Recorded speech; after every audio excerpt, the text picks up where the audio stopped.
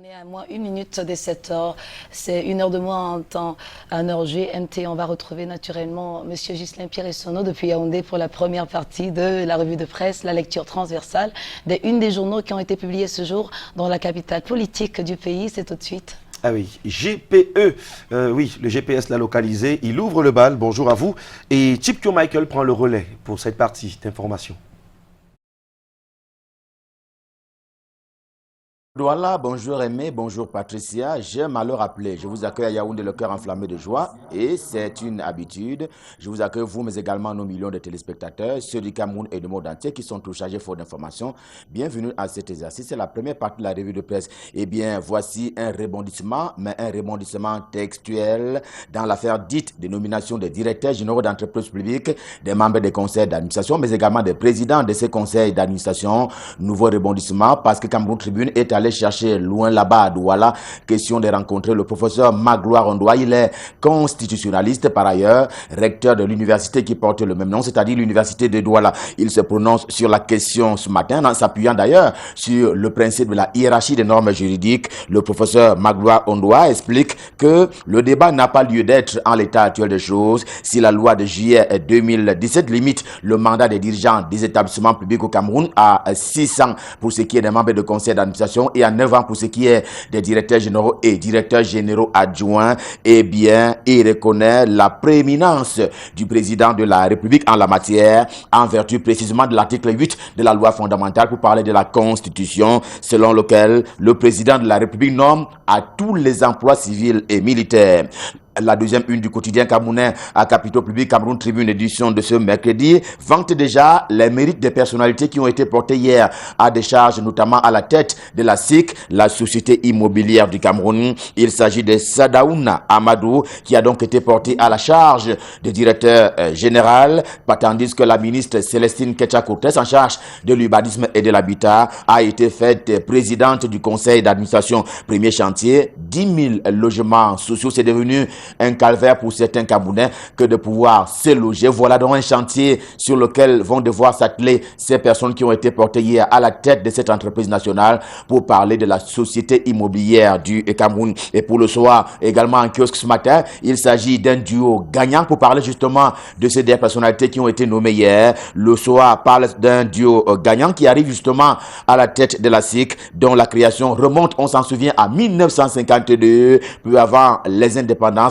notamment l'indépendance du Cameroun, et qui a connu des mimacles justement entre-temps, avec notamment la mise aux arrêts d'un de ses anciens directeurs généraux pour parler de Gilles Roger Bellinga, cause d'argent entre guillemets volé, pour parler justement des détournements de fonds publics. Ouvrons à présent la grande pluie, oui, la grande pluie qui s'abat et qui tombe ce matin sur la presse camerounaise et l'épervier pour donner le kick-off, le journal qui se félicite en effet de la condamnation, le verdict qui est tombé hier au niveau du tribunal militaire de Yaoundé. Cette condamnation à vie de Sissoko Ayuktabe est saluée par les populations. Renchérit le quotidien L'Épervier, le journal de Leprocovis Nudjo. Pour le journal, justement, le peuple camerounais a salué cette décision. Même son de cloche au journal L'Orphelin qui en parle également ce matin, puisqu'il est allé assister justement au rendu de cette sentence, au rendu de la décision du tribunal militaire de Yaoundé. Et justement, ce matin, le journal exprime la satisfaction des victimes. Oui, des victimes par milliers, il y en a.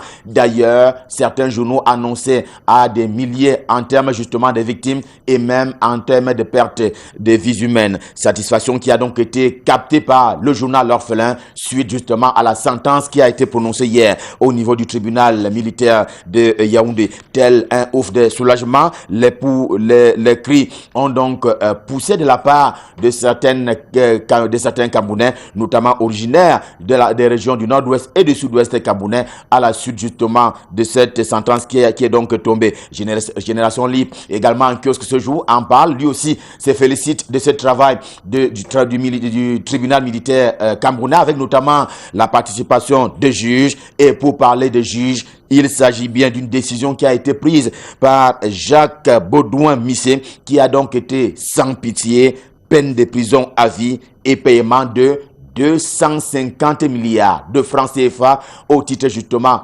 souvenez-vous justement de ce montant-là qui est on ne peut plus important, colossal, 250 milliards de francs CFA en dehors de cette condamnation à vie de Sissoko Ayuk-Tabé, mais également et compagnie. Eh bien, voilà donc ce qui a été prononcé hier comme verdict au titre justement des préjudices qui ont été causés par Sissoko Ayuk-Tabé et compagnie. D'ailleurs, le journal La Veuve en kiosque ce matin en rajoute car la condamnation concerne non seulement Sissoko Ayuk-Tabé, mais également ce qu'il appelle les autres entrepreneurs de guerre. Le journal La Veuve évoque également cette question ce matin pour dire combien ces sentences étaient attendues. Oui, il ne fallait pas laisser passer cette opportunité. Question de rappeler aux uns et aux autres que la loi existe bien au Cameroun. Encore que selon le journal, certaines populations auraient voulu que ce soit plus lourd. D'ailleurs, ces populations-là auraient souhaité que ce soit la peine capitale qui reste d'ailleurs légale au Cameroun. Le journal Essingan n'est pas loin de cette posture pour réprimer justement la sécession et l'hostilité à la patrie. Voilà d'ailleurs les deux infractions qui avaient été retenues contre Sissoko Ayuk-Tabé et compagnie à l'occasion de cette procédure qui a naturellement duré mais qui a traversé toutes les étapes légalement parlant au Cameroun. Ce sont donc là les deux infractions qui avaient été retenues contre eux. Et sur ces entrefaits, voici une position qui porte justement la signature et la griffe d'Info Matin, le journal de Dieudonné Mveng, tout aussi en kiosque ce mercredi, à savoir qu'à peine condamné, Sissoko Ayuk-Tabé espère déjà le pardon et donc la grâce présidentielle pour parler justement d'une magnanimité qui serait attendue de la part du président Paul Biya, le chef de l'État camerounais. Le leader séparatiste implore pour ainsi dire un geste de magnanimité de la part de Paul Biya à l'occasion justement de ce qui lui est reconnu comme tel dans le cadre de la loi fondamentale pour parler de la Constitution. Toutes les formes prévues justement à cet effet sont éclairées ce matin dans le quotidien Info Matin de Dieudonné Mveng. Mais pendant qu'on y est, le journal de Georges Alain Boyumo pour parler du quotidien Mutation également en kiosque ce mercredi s'intéresse au contexte de cette condamnation. Eh bien, alors qu'on parle d'apaisement et même de dialogue justement à propos de la crise dite anglophone, alors que le pardon fait partie des clichés qui figurent sur la liste des choses à faire pour aller droit vers la sortie de cette crise sociopolitique. En tout cas, Mutation estime que cela va mettre un peu un bémol. Cela jette donc un foie sur la route de l'apaisement, sur la route de la sortie des crises sociopolitiques que le Cameroun traverse, notamment en ces deux régions, le nord-ouest et le sud-ouest camerounais. D'ailleurs, l'avocat de Sissoko Ayuk-Tabé se prononce ce matin dans le colonne de Mutation en guise de confidence qui a donc été faite au quotidien Mutation. Le journal de Georges Alain Boyomo ce mercredi, Newswatch le dit autrement puisqu'il est également en kiosque ce mercredi. Eh bien, le journal estime en effet que cette condamnation jette un coup de froid sur l'appel Back to School. C'est une initiative qui a justement pris son envol, consistant à ce que la communauté éducative reprenne le chemin de l'école à l'occasion de la rentrée scolaire 2019-2020 au Cameroun, celle qui est d'ailleurs prévue pour le 2 septembre prochain. Et justement, elle avait commencé à prendre cette mayonnaise-là, mais le journal estime que cette condamnation va jeter un peu d'opprobre, un coup de fouet sur la route de l'école. The Guardian Post, c'est un quotidien camerounais d'expression anglaise, lui aussi en kiosque ce jour. Eh bien, il ne l'envisage pas comme tel, car il s'agit d'abord d'une victoire de la justice camerounaise, victoire du peuple camerounais qui, à travers justement ces magistrats, se sont prononcés. Il a pris le soin de recueillir d'ailleurs les réactions à la suite de cette sentence du tribunal militaire de Yaoundé, mais pour l'occasion, les ONG, organisations non gouvernementales,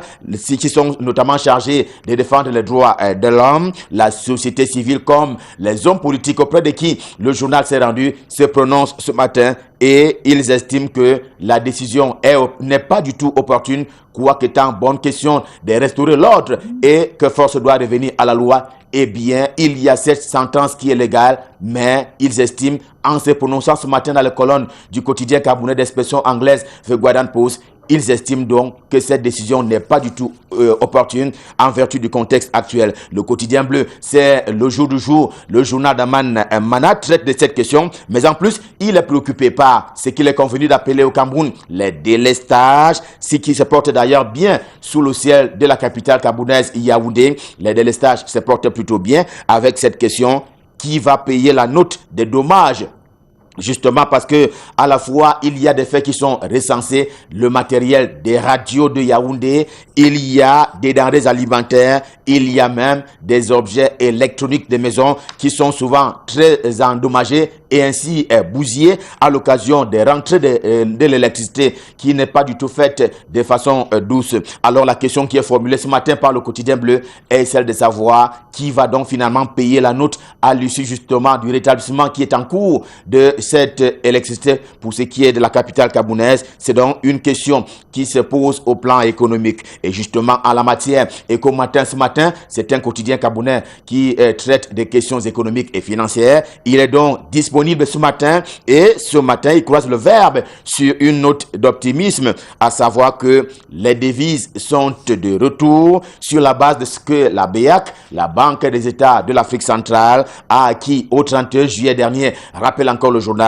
des ressources en charge, les ressources donc de change à hauteur de 4 531 milliards de francs CFA. En tout cas, c'est le montant acquis par la Banque des États de l'Afrique centrale. Question de faire revenir les devises qui étaient devenues tel un canard rouge, c'est-à-dire au moins rare. Au quotidien, l'économie, qui lui aussi traite des questions économiques au quotidien, eh bien, c'est plutôt à une alerte qu'on a droit ce matin. Alerte et pour cause, il y a rupture des stocks pour ce qui est des médicaments essentiels pour enfants dans les formations hospitalières du Cameroun et même, dit-il, dans les pharmacies. Donc, une information quelque peu grave, justement, à lire avec beaucoup de pincettes ce matin. Quoi qu'il en soit, il faut saluer les efforts du gouvernement et donc du président de la République qui est le patron de l'exécutif, en tout cas à l'image de ce dont parle Hot News ce matin, qui vénère encore ce geste présidentiel à propos de ces dons qui ont été faits justement du côté de Kousséri. Nous sommes dans la région de l'extrême nord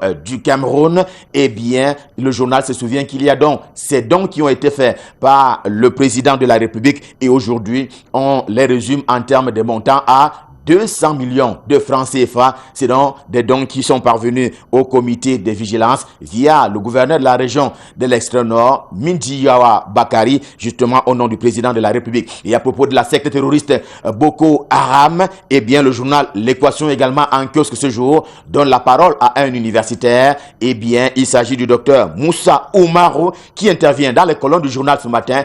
Il affirme qu'il y a lieu de déconstruire l'idéologie de la secte terroriste Boko Haram et construire une autre qui va donc avec la vie et qui va avec les humanités. En tout cas, c'est la proposition du docteur Moussa Oumarou, justement, qui intervient dans les colonnes du journal L'Équation en kiosque ce jour. Et la Gazette du Noun, pour terminer ce matin, qui partage un peu cette scène de terreur. Eh bien, la terreur dans le département du Noun, région de l'Ouest Cameroun, c'est précisément à Koupa Kanyam et aussi à Menke. Eh bien, là-bas, 4 maisons ont été incendiées après qu'un citoyen ait été poignardé, et cela en guise de représailles par ceux qui se revendiquent du mouvement sécessionniste dans le nord-ouest et le sud-ouest camerounais. Et avec cette information quelque peu triste, stop fin pour la revue de presse Made in Yaoundé, édition de ce mercredi. Le cœur enflammé de joie, comme d'habitude, nous vous avons servi. On prend rendez-vous pour demain. Pour le moment, faisons un cap et justement retrouvons Michael Tipkio du côté de Douala pour la suite et la fin de la revue de presse. Bonjour Michael, c'est à vous à Douala. Bonjour Ghislain Pierre, et la suite à Douala, c'est avec le quotidien Le Messager qui a son pied de une ce jour nous reparle de l'opération de comptage physique du personnel de l'État avec ses plus de 20 000 fonctionnaires fictifs débusqués par cette opération lancée depuis quelque temps. En fait, ils sont appelés à régulariser leur situation et le journal Le Messager ce jour nous parle de la République des faussaires et ses dérives qui enflamment les réseaux sociaux depuis cette dénonciation. Sur 410 000 matricules des agents de l'État, 388 000 sont validés. La différence, soit 220 000 précisément présumés fictifs, sont priés de régulariser leur situation. Et sur les réseaux sociaux, les dérives de toutes sortes font florès. Après la publication de ces listes, le journal parle justement de ce système de télécompensation qui a été mis sur pied pour compter ce personnel physique de l'État. Et justement, des organisations de la société civile ont également pris la parole dans cette affaire. Jean-Marc Bikoko, par exemple, milite pour l'emprisonnement des faussaires. Le syndicaliste est très amer vis-à-vis des fonctionnaires de la République et même du procédé qui a conduit à la publication de ces personnes véreuses qui émargent dans les caisses de l'État du Cameroun. Et une information de dernière heure, toujours à la une du quotidien Le Messager de ce jour, qui nous amène au Gabon pour parler des responsables du parti Mouvement pour la Renaissance du Cameroun qui ont été arrêtés dans ce pays. L'information est rendue par Le Messager ce jour et selon des sources citées par le journal du côté de Libreville, la capitale gabonaise, et il recevait déjà des menaces de l'ambassade du Cameroun à Libreville et des services de sécurité gabonais. Depuis des semaines, ces responsables du MRC au Gabon ont été arrêtés et détenus dans un lieu secret. Nous apprend le journal Le Messager en kiosque aujourd'hui, qui a sa grande une, vous le voyez, parle de cette condamnation d'Ayoub Tabé et 9 de ses compagnons. Le journal qui s'interroge si on avait en face une parodie de justice ou si on s'achemine vers un péril sur le dialogue annoncé depuis quelque temps pour résoudre la crise dans les régions du nord-ouest et du sud-ouest Cameroun. C'est à l'issue d'une interminable audience mardi que le tribunal militaire de Yaoundé a donc reconnu 10 leaders séparatistes anglophones coupables de tous les chefs d'accusation retenus contre eux. Outre la prison à vie, ils ont également écopé d'une amende de 250 milliards de francs CFA. Réaction d'un des avocats de Ayouk Tabé, maître Nicolas Amunga Tani, qui s'exprime dans les colonnes du journal Le Messager ce jour. Il parle d'une charade de justice, une mascarade finalement. Membre du conseil d'Ayouk Tabé et compagnie, responsable de la communication et des médias. Il a donc accordé un entretien au journal Le Messager de ce jour. Le Messager qui nous fait également part de la réaction du réseau des défenseurs des droits humains en Afrique centrale qui condamne la violation flagrante des procédures judiciaires. Un point de presse a été donné hier au siège de cette ONG qui lutte pour les droits de l'homme, il y a quelques heures après la condamnation à vie de ce leader du mouvement sécessionniste et ses co-accusés. L'hebdomadaire, l'Indépendant, en kiosque ce jour, parle également de cette information. Prison à vie pour Julius Ayouk Tabé et ses compagnons. Le tribunal militaire de Yaoundé a donc eu la main lourde envers le président de l'État virtuel nommé Ambazoni et 9 de ses co-accusés. C'était donc hier au tribunal militaire de Yaoundé. La comparution qui aboutit à cette condamnation, nous apprend le journal, s'est faite dans une ambiance particulièrement bruyante là-bas à la barre.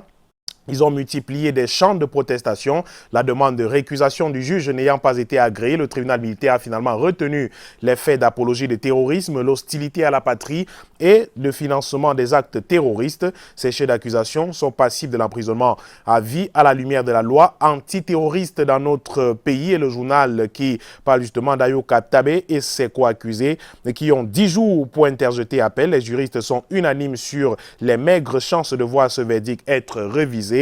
Et en choisissant de ne pas faire appel, restera alors à explorer la voie d'une grâce présidentielle appelée de tous ses voeux, écrit l'hebdomadaire L'Indépendant en kiosque aujourd'hui. Et la piste de la grâce présidentielle également scrutée par le quotidien Info Matin en kiosque aujourd'hui, qui s'en remet au président de la République pour une grâce qui pourra permettre la libération de Julius Ayouk Tabé et 9 de ses compagnons pour tenter de décrisper l'atmosphère dans les régions du Nord-Ouest et du Sud-Ouest Cameroun en vue d'assurer une rentrée scolaire effective aux enfants de ces régions du Cameroun. L'homme a été destitué en juin, condamné à perpétuité. Le leader séparatiste espère désormais un geste de magnanimité du président de la République du Cameroun et informateur qui nous rappelle d'ailleurs que le 30 août 2017, le chef de l'État, dans sa volonté inébranlable de rechercher en tout temps des voies et moyens d'une résolution pacifique des crises grâce aux vertus de la tolérance, du dialogue et de l'humanisme, avait ordonné l'arrêt des poursuites pendantes devant le tribunal militaire de Yaoundé contre le magistrat et leader politique Paul Aya Abiné, les dirigeants du Cameroun anglophone Civil Society Consortium Félix Agbor Congo et Neba Fontem, mais également certaines autres personnes interpellées dans le cadre des violences survenues ces derniers mois dans les régions du Nord-Ouest et du Sud-Ouest. Il s'agit donc d'une mesure d'apaisement qui, en son temps, fut fortement appréciée par l'opinion publique et à laquelle s'accrochent désormais Ayouk Tabé et les autres condamnés du 20 août 2019, voire plusieurs autres détenus dans le cadre de la crise anglophone et qui attendent d'être jugés par le tribunal militaire de Yaoundé. La même nouvelle barre la une du quotidien La Nouvelle Expression qui estime que les chemins du dialogue s'amenuisent un tout petit peu avec cette condamnation de Julius Ayouk Tabé et ses compagnons, les leaders sécessionnistes qui ont donc écopé d'une peine à vie, tandis que la présence militaire se renforce malheureusement sur le terrain.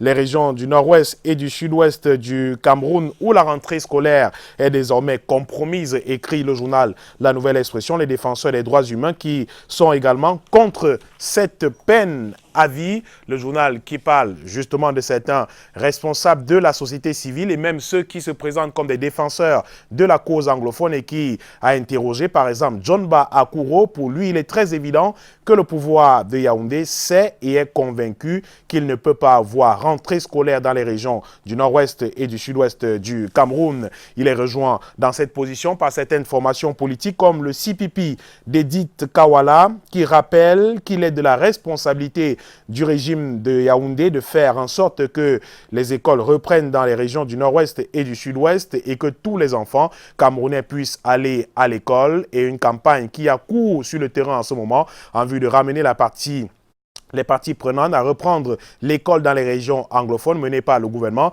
et des élites politiques originaires des deux régions du Cameroun. Cette campagne menée en ce moment va donc à contre-courant de la condamnation de ceux qui sont présentés comme les leaders sécessionnistes, écrit le journal, qui rappelle d'ailleurs et poursuit pour conclure, en rappelant que la condamnation de ces leaders de contestation remet les compteurs à zéro dans le processus embryonnaire de dialogue qui a été initié avec les sécessionnistes. En effet, le journal nous rappelle que Ayouk Tabé avait choisi comme préalable à la négociation la libération de toutes les personnes interpellées depuis le début de cette crise, notamment un choix également effectué par des leaders sécessionnistes qui se sont retrouvés à Genève au mois de juillet dernier.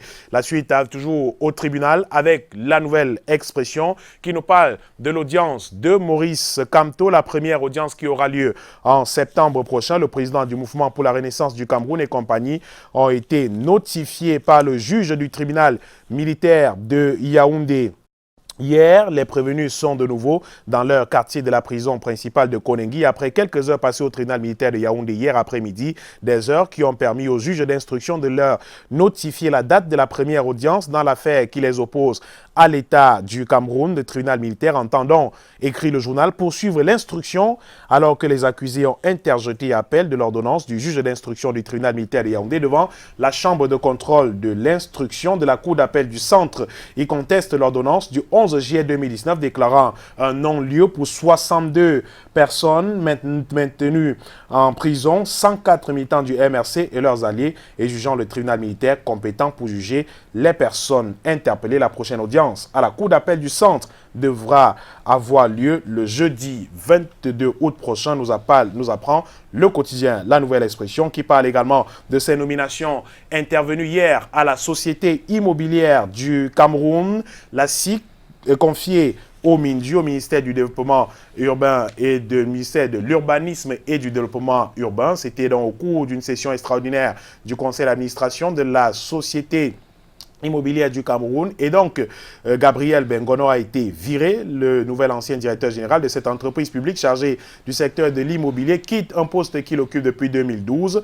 Amadou Sardaouna occupe désormais le poste. L'homme âgé de 53 ans est secrétaire général du ministère de l'Habitat et du Développement urbain pour le Biya Confident. Ainsi, la société immobilière du Cameroun a un technocrate et au moment où le secrétaire général du Mindi prend la tête de la SIC, son patron Célestine Ketchakoutès, la Mindu, hérite également du fauteuil du président du conseil d'administration, un fauteuil jusqu'ici occupé par l'ancien ministre Hadji Abdoulaye Aman. Seul le directeur général adjoint a donc échappé à ce vent de changement intervenu hier à la société immobilière du Cameroun. L'œil du Sahel nous repropose à lire un document justement sur ce qu'il appelle le partage du gâteau national au Cameroun. né justement de cette dissension observée depuis quelques jours dans des prises de décision à la tête de l'État du Cameroun, notamment ces correspondances entre le secrétaire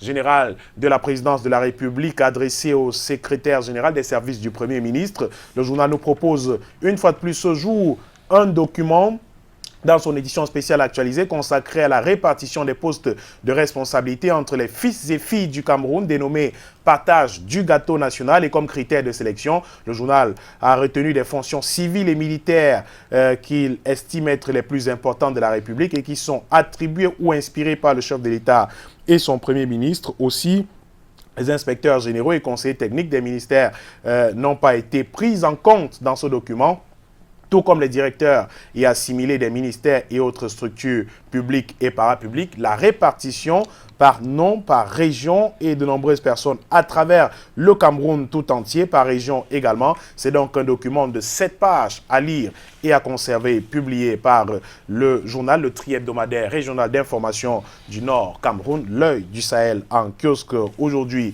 Et le journal Ouest Echo est également paru aujourd'hui. Ouest Echo qui nous parle de 2 femmes qu'il présente comme 2 Amazones qui sont sur le terrain dans la région de l'Ouest Cameroun. Il s'agit de l'honorable Fotso Faustine et Françoise Pouené, grâce à cette dernière qui a payé leur contrainte. Une dizaine de détenus viennent de quitter la prison de Bafan. Ceux qui restent verront leurs conditions carcérales être améliorées grâce à ces dons, aux dons de Françoise Pouené. Dans le même temps, Bafoussam, honorable Fotso Faustine était distingué pour ses nombreuses œuvres sociales menées dans la région de l'Ouest Cameroun. Et Françoise Pouené, qui s'exprime d'ailleurs dans les colonnes de Ouest Echo ce jour, estime qu'elle a été également en détention provisoire pendant 13 mois à la prison centrale de Douala et qu'elle connaît les conditions dans lesquelles des personnes sont détenues, raison pour laquelle elle a donc payé la contrainte par corps de ces nombreux détenus qui sont sortis de la prison de Bafan et amélioré par là même les conditions de détention de quelques détenus dans cette prison de Bafan précisément. Le journal nous parle aussi de des raisons de l'évacuation de Yves Michel Fotso. Yves Michel Fotso qui a donc été évacué pour se faire soigner au Maroc. Le Golden Boy, comme le présente le journal, et fils du patriarche maire de Banjoun, vient donc de bénéficier d'une mesure présidentielle, écrit le journal, évacué au Maroc pour des soins appropriés de santé. L'avion médicalisé l'y a conduit le 17 août 2019. L'état de santé de l'homme d'affaires était de plus en plus préoccupant. Il était interné à l'hôpital de la Caisse nationale de prévoyance sociale à Yaoundé depuis plusieurs jours et c'est faute de pouvoir stabiliser son état de santé que l'homme a été évacué au Maroc, ceci pour bénéficier des soins appropriés. Et le 25 juin dernier, il a comparu devant les juges de la cour d'appel du centre dans un état très fébrile, accompagné d'un médecin urgentiste, nous apprend le journal, qui finit par noter que Yves Michel Fotso, ancien DG de la Camer, âgé de 59 ans, n'est pas le premier à bénéficier de ce genre d'acte présidentiel. Par le passé, ce fut Essimi Meigné, ex-ministre des Finances, puis de l'Agriculture et du Développement rural, nous apprend le journal Ouest Echo en kiosque aujourd'hui. On termine par ce journal communautaire, le Bagam Info. Le Bagam Info qui nous donne des nouvelles justement de la communauté Bagam, avec ce festival en cours dans la localité, le festival Gangap, un rendez-vous socio-culturel du peuple Bagam, la diversité culturelle du peuple socle de paix,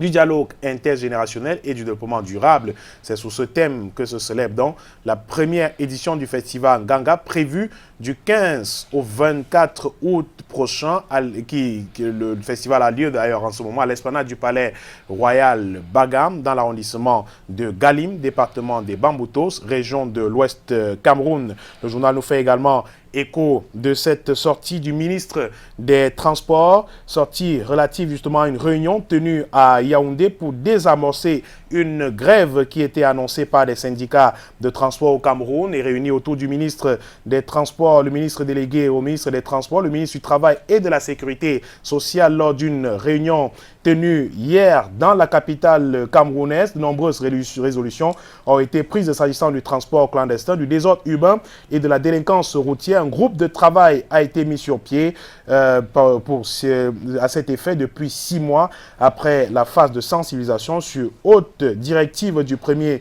ministre chef du gouvernement. Le ministre du Transport a saisi les forces de maintien de l'ordre pour le début des opérations répressives sur le terrain. Et quant à la délivrance des titres de transport, le ministre des Transports instruit la création de nouveaux centres de procédure des 10 titres pour désengorger les centres existants. En outre, les nouvelles applications numériques sont mises en place pour faciliter la délivrance des 10 titres, informer les usagers par SMS de la disponibilité des 10 titres. Et en ce qui concerne les opérations de visite technique automobile, la réforme du processus de sécurisation de la délivrance des vignettes en visite technique est déjà dans sa phase pilote. Désormais, tout le processus sera donc automatisé. Et pour les autres points des compétences des autres départements ministériels, le ministre des Transports a saisi, toujours hier, par correspondance séparée, les administrations concernées pour les séances de travail avec le collectif des syndicats des chauffeurs, employés des transports du Cameroun. Et ce qu'on retient justement comme décision hier, c'est que le mot d'ordre de grève du 21 août, lancé pour le 21 août 2019, a été levé. Et ces syndicats appellent tous les membres du dit collectif à vaquer normalement à leurs occupations. Et c'est avec cette information que nous terminons cette revue de presse de mercredi. Merci beaucoup, Michael Chipkioran, des nombreux fidèles qui ne ratent aucune édition de leur réveil matinal préféré Canal Matin. On a certainement aujourd'hui des Christophe et comme prénom secondaire, les Adelin, Ahmed, Albéric et Tadé. Ça vous dit peut-être? Christophe. Christophe Fotso. Christophe Fotso, c'est un collègue. Ah oui, correspondant canadien à Banjul. Voilà. Christophe Bobiokono, c'est un aîné confrère dans la profession, directeur de publication du journal Kalara. Jean-Christophe, c'est un moniteur. Oui. C'est un moniteur de culte d'enfants. Il doit nous regarder certainement de Baganté. En souriant. Voilà. Et tous les autres Christophe et les autres prénoms que vous avez cités tout à l'heure. Et Christophe Fosso qui sera d'ailleurs très très heureux de vous accueillir à Tobois. Et vous connaissez le ministère du Port, en fait, la belle grillade. En tout cas, on salue particulièrement toute la population de Banjul. Et naturellement, on pense au directeur général du Palais des Congrès, M. Christophe Mienzo, qui doit être peut-être en train de nous regarder. Ce serait tant mieux. Très bonne fête. M. Ahmed de l'Institut Ahmed, quelque part à Daïdo, c'était un monsieur très gentil. Aimé. Et puis, Tadé Tchenche, un grand fidèle depuis la France. Merci de nous rester fidèles. Et la fidélité, c'est aussi à l'endroit de tous ceux qui adorent rentrer dans ces souvenirs. Nous, on a baptisé ma chanson du cœur, d'une époque où on était plus ou moins yo et yoyet. En tout cas, on se comprend à la camerounaise. Ce n'est pas Théo Bouanga, pas Bouemba, Théo Bouanga, appellation contrôlée. Oui. Et Marie-Claire, son épouse, qui diront le contraire. Yo et Yoyet, ça te fait penser à une époque où on écoutait le rap avec des baggy. VBH et sa sœur Ursula ont fait le featuring pour la chanson Une chance. C'est le titre. Et puis de l'autre côté, Accent grave qui raconte l'histoire d'une go du ghetto. C'est une histoire d'amour, mais peinte par de très bons rappeurs. Du ghetto. Ah ben, écoutez, je vais choisir. Alors, mais-moi, mais ça doit être cette rime qui faisait. Mais écoutez, le texte est très, très intéressant et je crois que c'est une chanson qui s'est bien située dans son contexte, en cette période-là. L'amour matériel, si tu n'as pas les dos, tu n'es pas mondiaux, mais si tu en as même moins en haut. Voilà, donc c'est un peu ça. Et ça reste d'actualité. Ça reste d'actualité, ça se poursuit jusqu'aujourd'hui, malheureusement. Et au-delà de ça, de belles rimes, oui, pour de belles saluer évidemment les amoureux de ce courant littéraire, la poésie, la go du ghetto. Si tu es mon Joe, quelque chose du genre, c'est très beau.